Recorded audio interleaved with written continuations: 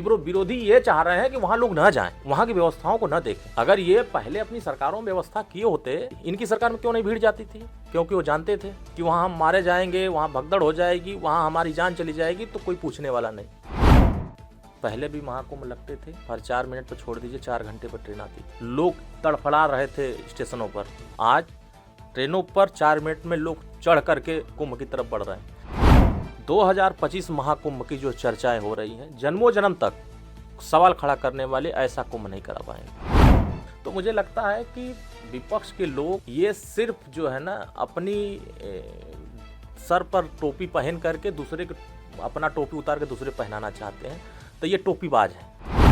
ये सवाल उठाने का समय नहीं है। समय ये है कि आप जिन सुविधाओं को सरकार को करना चाहिए वो चीज बताइए कि सरकार ये चीज नहीं कर पा रही, उसको करे। जब आप विपक्ष के नेता हैं तो आपका काम है सुझाव देना, सलाह देना। सवाल खड़ा करने का मतलब आप सुझाव दीजिए।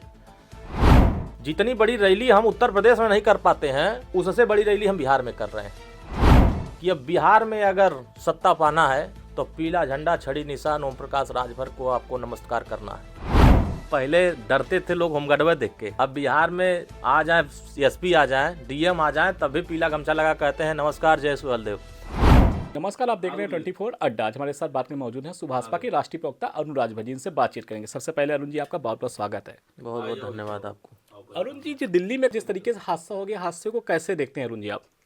देखिए, ये बहुत ही दुर्भाग्यपूर्ण हादसा है और ये दुखद है।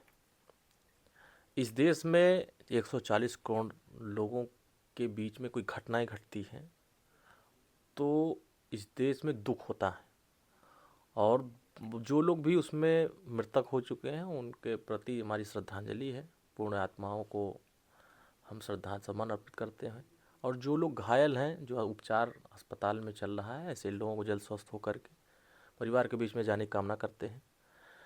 क्योंकि ये घटनाएं नहीं होनी चाहिए, और ये अगर घटनाएं हो रही हैं तो पूरी सरकार त्वरित उस घटनाओं को नियंत्रित करने के लिए सक्रियता निभा रही है। जल्द ही कंट्रोल में किया गया, और लोगों का जो रुझान कुंभ की तरफ बढ़ रहा है, पूरे देश दुनिया के लोग जिस तरीके की चर्चाएं कुंभ को लेकर के अनवरत हो रही हैं, तो लोगों की लालसा और लोगों की उत्साह वहाँ जाने के लिए, जो है संगम तट पर नहाने के लिए, स्नान करने के लिए, साधु संतों के बीच में चरण स्पर्श करने के लिए लोगों की जो उत्साह है, उस उत्साह में इस तरह की घटनाएं हो रही हैं। लेकिन समय रहते नियंत्रित कर लिया जा रहा है। आगे भी ऐसी घटनाएं न हो, इसके लिए पूरी सरकार, जैसे ही जो छोटी घटनाएं होती हैं, बड़ी घटनाएं होती हैं, उस पर सरकार तुरंत सक्रिय होती है। उन घटनाओं को दूसरी बार न हो, उस पर पूरी फोकस करती है। अरुण जी, अखिलेश यादव ने आज सोशल मीडिया अकाउंट पर सुबह पोस्ट किया है, सरकार पर बहुत सारे सवाल खड़े किए हैं। कुंभ में जो भगदड़ हादसा हुआ उसको लेकर भी जांच चल ही रही है कि एक दिल्ली में भी भगदड़ वाला हादसा हो गया। इन दोनों कड़ियों को अगर जोड़ा जाए तो दोनों का कुंभ से जोड़ा जा रहा है। दोनों को सरकार को लेकर बहुत सारे सवाल खड़ा कर रहे हैं, व्यवस्थाएं नहीं है। भाई वीकेंड था, तैयारी पहले से करनी चाहिए थी, जब हादसा हो जाता उसके बाद सरकार तैयारियां क्यों करती है? देखिए, इनको बताना चाहिए, ये सवाल उठाने का समय नहीं है। समय ये है कि आप जिन सुविधाओं को सरकार को करना चाहिए वो चीज़ बताइए कि सरकार ये चीज़ नहीं कर पा रही, उसको करे। जब आप विपक्ष के नेता हैं तो आपका काम है सुझाव देना, सलाह देना। सवाल खड़ा करने का मतलब आप सुझाव दीजिए। और 60 करोड़ लोगों ने स्नान किया है कुंभ में, और 60 करोड़ लोग जो वहाँ आए हैं तो पूरी व्यवस्था के साथ आए, और घटनाएं कुंभ में हुई हैं तो तुरंत सरकार ने नियंत्रण में किया। 60 करोड़ लोगों को स्नान कराना मामूली बात नहीं है। ये विश्व में 2025 महाकुंभ की जो चर्चाएं हो रही हैं, जन्मों जन्म तक सवाल खड़ा करने वाले ऐसा कुंभ नहीं करा पाएंगे। दिल्ली में बीजेपी की सरकार बन गई, सरकार बनने अभी शपथ ग्रहण नहीं हुआ है, सीएम कौन है नहीं चेहरा साफ हुआ है, लेकिन इस तरह का हादसा हो जाता है। उसके बाद रेल मंत्री का जो बयान केवल यही रहता है पहले की शुरुआत में, भाई जो हादसा हुआ है न्यायिक हम जांच कर रहे हैं। सर, कारण अगर है दिल्ली में सरकार भाजपा की बन चुकी है, इतना बड़ा हादसा प्लेटफॉर्म में लोग जा रहे थे पहले से, अगर क्या लगता है कुछ खामियां रह गई ऐसे? देखिए, अभी जनता ने वहाँ चुनाव किया है, जनता ने मतदान करके सरकार चुना है। सरकार गठन नहीं हुआ, सरकार में अभी चीफ मिनिस्टर का चयन नहीं हुआ, लेकिन केंद्र सरकार और वहाँ के स्थानीय प्रशासन पूरी तरीके से लग करके घटना को, जब जिस प्रकार होती है उस घटना की जांच किस तरीके से हुई है, दोबारा ये घटना न हो बगैर जांच किए अब हम दोबारा कैसे बता सकते हैं कि ये घटनाएं कैसे हुई। तो इसलिए सरकार की जिम्मेदारी है, वो अपना जिम्मेदारी को निर्वहन बहुत अच्छे से कर रहे हैं और आने वाले समय में जो कमी रह जा रही है उसको दूर करने के लिए लगातार प्रयास हो रहे हैं। विपक्ष लेकिन बहुत सारे सवाल खड़ा कर रहा है अरुण जी। विपक्ष का यही कहना कि मोदी सरकार जो है तैयारियां पहले नहीं करती, मोदी सरकार हो चाहे योगी सरकार हो, जब हादसा हो जाता उसके बाद सीधा सीख लेने के बाद तुरंत व्यवस्थाएं कर देते हैं। ये इसको अपने नियंत्रण में रखने के लिए हजारों ट्रेन चलाई जा रही हैं। कोई ऐसा रूट बता दीजिए, हर 4 मिनट पर एक ट्रेन है। पहले भी महाकुंभ लगते थे, हर 4 मिनट पर छोड़ दीजिए 4 घंटे पर ट्रेन आती थी। लोग तड़फड़ा रहे थे स्टेशनों पर, आज ट्रेनों पर 4 मिनट में लोग चढ़ करके कुंभ की तरफ बढ़ रहे हैं। तो मुझे लगता है कि विपक्ष के लोग ये सिर्फ जो है ना अपनी सर पर टोपी पहन करके दूसरे के अपना टोपी उतार के दूसरे पहनाना चाहते हैं। तो ये टोपीबाज हैं, ये फर्जी लोग सिर्फ सवाल उठाते हैं, सिर्फ अफवाह फैलाते हैं, भ्रम फैलाते हैं, झूठ फैलाते हैं और इन्हीं लोगों के अफवाह और झूठ की वजह से सैकड़ों लोगों की जो घटनाएं हो रही हैं, लोगों हताहत हो रहे हैं, ये झूठ फैलाने की वजह से हो रहा है। कार्रवाई हो रही है, ऐसे लोगों पर भी कार्रवाई हो रही है कि अगर आप झूठ फैलाएंगे तो झूठ का वो सरकार बेनकाब करेगी। सैकड़ों लोगों की आईडी पर फर्जी वहाँ ये चल गया, वो हो गया, भगदड़ हो गई, ये हो गया। तो जहाँ जहाँ से आपने एंगल से वीडियो बनाया उसको दिखाया और सत्यता वहाँ दूसरी दिखी, तो फिर ऐसे लोगों पर भी कार्रवाई हो रही है। तो ये देखिए, विपक्ष सिर्फ कमरे में बैठ करके ये टीवी देख रहे हैं, आपका चैनल देख रहे हैं और देख करके उसी से बयान दे रहे हैं। आप मौके पर जाइए, मैं भी अभी पता कराया हूँ, कुंभ के तरफ जाने वाली सभी सड़कें पूरी तरीके से गाड़ियों को जाने का रास्ता खोल दिया गया। ये लोग अफवाह क्या फैला रहे हैं कि चारों तरफ से गाड़ियां जाने से रोक दिया गया है। आबादी, लोगों की संख्या जाने वालों की इतनी हो गई है कि लोग बहुत तेजी से उत्साह के साथ जा रहे हैं और कहीं से किसी के साथ कुछ नहीं हो रहा है। सब शांतिपूर्वक ढंग से जा रहे हैं, स्नान करके वापस अपने घर की तरफ बढ़ रहे हैं। विरोधी ये चाह रहे हैं कि वहाँ लोग न जाएं, वहाँ की व्यवस्थाओं को न देखें। अगर ये पहले अपनी सरकारों में व्यवस्था किए होते तो इससे ज़्यादा भीड़ वहाँ जाती। इनकी सरकार में क्यों नहीं भीड़ जाती थी? क्योंकि वो जानते थे कि वहाँ हम मारे जाएंगे, वहाँ भगदड़ हो जाएगी, वहाँ हमारी जान चली जाएगी, तो कोई पूछने वाला नहीं।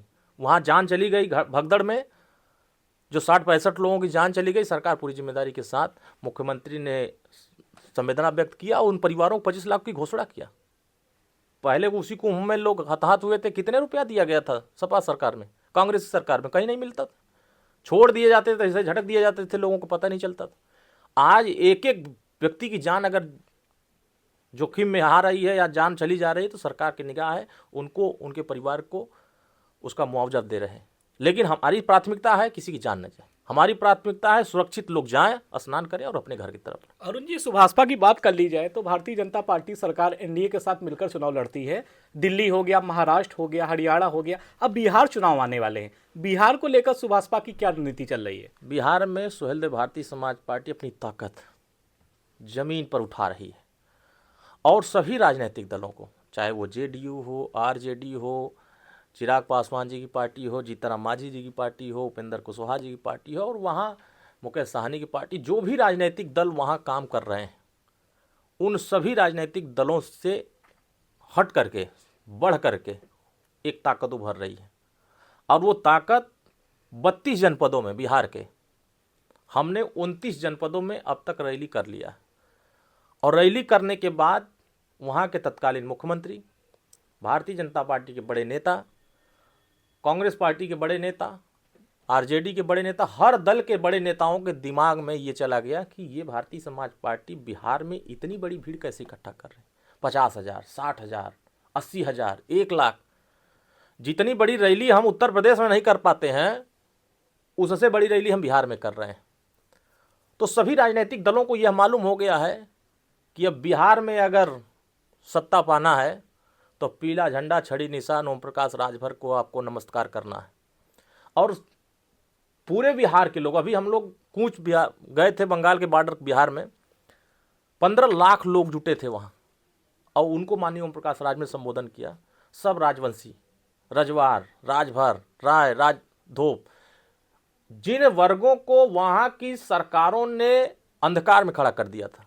उन वर्गों को प्रकाश में लाने का काम हमारे नेता माननीय ओम प्रकाश राजभर ने किया, और वहाँ अब लोग अपने हक अधिकार के लिए, सत्ता के लिए लड़ना शुरू कर दिया। बिना हमारे वहाँ किसी की सत्ता नहीं बनेगी। और 32 जनपदों में हम 150 सीटों पर पूरी ताकत के साथ हमारा संगठन का निर्माण चल रहा है, और बूथ स्तर पर, ब्लॉक स्तर पर, मंडल स्तर पर, प्रखंड स्तर पर हमारा अभियान चल रहा है। और पूरी मजबूती के साथ आने वाले 6 महीने के अंदर हम यहाँ 10 एमएलए नहीं बना पाए, लेकिन बिहार में हम 10 एमएलए बनाएंगे, हमारे मंत्री बनेंगे, हम सरकार में जाएंगे, ये 100% तय है। और सबकी ज़रूरत है, बिना भारतीय समाज पार्टी का किसी का भला होने वाला नहीं है। बिहार के सीएम के रूप में अरुण राजभर को देख सकते हैं? नहीं, बिहार के लोग बनेंगे सीएम। बिहार के लोग भारतीय समाज पार्टी के विचारों से बहुत तेज़ी से जुड़ रहे हैं। वहाँ का वंचित वर्ग भी बहुत तेज़ी से जुड़ रहा है, वहाँ का महादलित वर्ग जुड़ रहा है, वहाँ का अति पिछड़ा वर्ग जुड़ रहा है। हर वर्ग के लोग इस बात को एहसास कर रहे हैं कि जो माननीय ओम प्रकाश राजभर जी विचारधारा फैला रहे हैं, समाज के हर वर्गों को जिसकी जितनी संख्या उसकी उतनी हिस्सेदारी, हर वर्ग को सम्मान, हर वर्ग को भागीदारी, हर वर्ग के साथ न्याय, तो समाज को लग रहा है कि हमारे बीच में सभी दगे हुए कारतूस दिखाई दे रहे थे, लेकिन एक मजबूत कारतूस बन करके आया है जो समाज को न्याय दिलाने के लिए। तो अब वो सबकी निगाहें भारतीय समाज पार्टी की तरफ आ रही है, और मुझे लगता है कि आने वाले बिहार के विधानसभा चुनाव में भारतीय समाज पार्टी अच्छे परफॉर्मेंस के साथ बिहार के सत्ता पर काबिज होगी, और बिहार के लोग इस बात से खुश होंगे कि हमारे बीच में जो जनता की आवाज़ है वो भारतीय समाज पार्टी के विधायक वहाँ के हमारे सरकार में रह करके आवाज़ उठाने का काम कर रहे हैं। बात कर लीजिए अरुण राजभर जी, तो सबसे बड़ी बात तो यही निकल कर सामने है, उत्तर प्रदेश में राजभर का जो एक जलवा माना जाता है, ओपी राजभर जी का, ओम प्रकाश राजभर जी जो मंत्री हैं, उन्होंने कहा था कि थाने जाइए, पीला गौछा डाले जाइए। क्या बिहार में भी यूपी वाला जादू दिखाएंगे आप? अब तो पहले डरते थे लोग होमगार्ड देख के, अब बिहार में आ जाए एसपी आ जाए, डीएम आ जाए, तब भी पीला गमछा लगा कहते हैं नमस्कार, जय सुहेलदेव, जय रजवार, जय राजवंशी, लोग ललकार रहे हैं। तो बिहार ही नहीं, ये माननीय ओम प्रकाश राजभर जी जलवा नहीं है, ये जलजला है। चारों तरफ एकदम जलजला चल रहा है। पीला झंडा जो देखता है वो तुरंत नमस्कार करता है कि ये राजभर जी वाली गोल आ गई बिहार में। और आप आश्चर्य होंगे कि हमारे मंच पर बिहार के मुख्यमंत्री आकर के इस बात को महसूस किए, एहसास किए कि भारतीय समाज पार्टी की यह ताकत लोगों ने दबाया था। लोगों ने इस ताकत को आकलन नहीं किया था। इस ताकत के दम पर सरकार बना रहे थे, लेकिन इस ताकत को लोगों ने सम्मान नहीं दिया, इस ताकत को लोगों ने हिस्सेदारी नहीं दिया। अब इस ताकत को हिस्सेदारी देने का समय आ गया, और सबको देने के लिए सभी लोग मन बनाए हैं। मुझे लगता है कि कुछ ही दिन, महीनों में यह नज़ारा दिखेगा कि पूरे उत्तर प्रदेश छोड़ दीजिए, पूरे देश में सभी लोगों को जरूरत माननीय ओम प्रकाश राजभर जी की पड़ेगी। अच्छा, एक सवाल मेरा आपसे, आखिरी सवाल है। अच्छी बताइए, दिल्ली का सीएम ऐसे कौन बनना है, कुछ बताएंगे? देखिए, भारतीय जनता पार्टी का मसला है। भारतीय जनता पार्टी किसी ऐसे व्यक्ति को बनाएगी जिसको हम और आप नहीं जानते हैं, लेकिन संगठन का ही व्यक्ति बनता है, अनुभवी बनता है, समाज में सब वर्गों को लेकर चलने वाला बनता है, और ऐसा व्यक्ति आएगा वो पूर्वांचल के तरफ इशारा करने वाला होगा। ये आप सुन रहे थे कि हमारे साथ बात अरुण राजभर जी कर रहे हैं, जिन्होंने बहुत बेबाकी से हमारे सारे सवालों के जवाब दिया। अरुण जी का कहना है कि पूर्वांचल का जो ध्यान रखेगा वही दिल्ली का सीएम बनेगा। कैमरामैन ऋषि के साथ शुभम अवस्थी, लखनऊ से 24 अड्डा के लिए।